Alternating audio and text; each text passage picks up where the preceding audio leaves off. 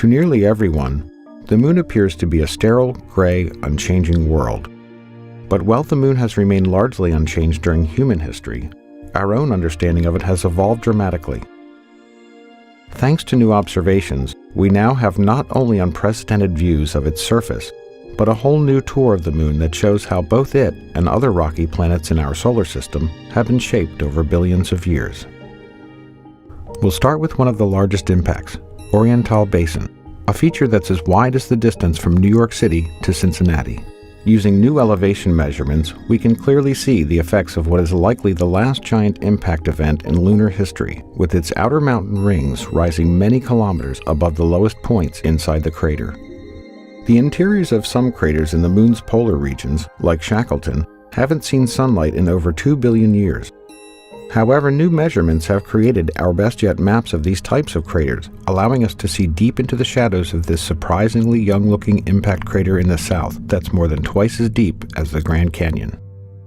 Some impacts are invisible for other reasons. Although the ancient South Pole Aitken Basin is difficult to see from orbit because it is so large, new LRO topography maps reveal the largest impact basin in the Earth-Moon system, measuring several kilometers in depth and around 2,500 kilometers in diameter. Only the Hellas Basin on Mars rivals it in size.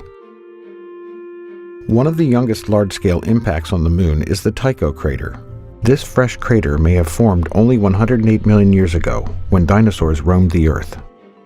We now also have an extreme close-up view of the crater's central peak, revealing a mountain with sharp edges, building-sized rocks, and a central boulder about the size of a baseball stadium.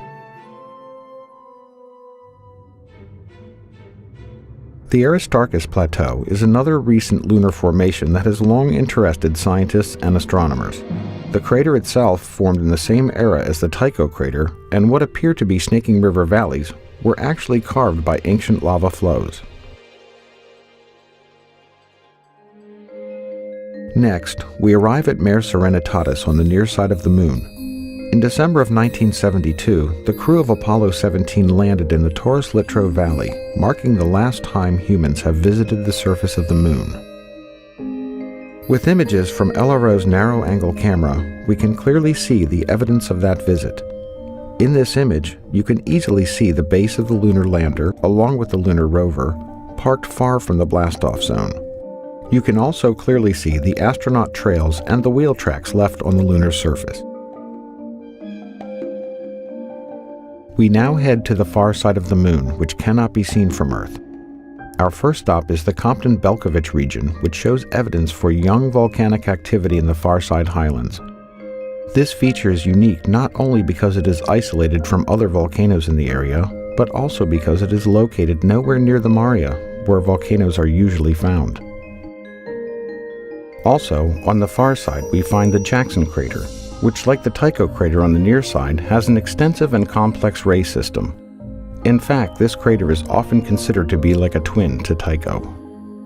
Finally, the Tsiolkovsky crater stands out as an excellent example of a far-side crater filled with a sea of ancient lava, known as a mare. It is particularly interesting to scientists and other observers because of its isolation from other similar craters, as well as its beautiful central peak. As we continue to study the Moon, our understanding of it improves, giving us new insights not only into how it has evolved over time, but also how other rocky planets in our solar system have come to look the way they do. With new missions, new instruments, and new technologies, we will continue to improve our knowledge of the Moon and better understand the history of our solar system.